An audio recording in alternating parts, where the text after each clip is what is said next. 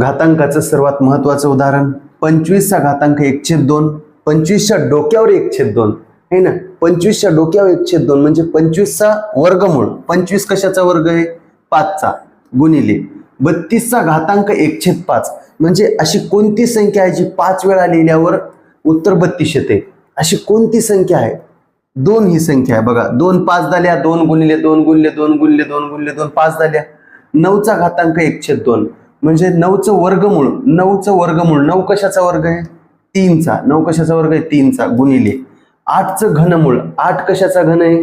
8 कशाचा घन आहे? 2चा. मग वागव कॉमन करा. 5 2 10 जोड्या पाडा. याची एक जोडी, याची एक जोडी. 3 2 6 5 2 10 3 2 6 10 60. राईट. 16चा घातांक 1/2 म्हणजे 16चं वर्गमूळ गुणिले 125चं घनमूळ. 16चा घातांक 1/4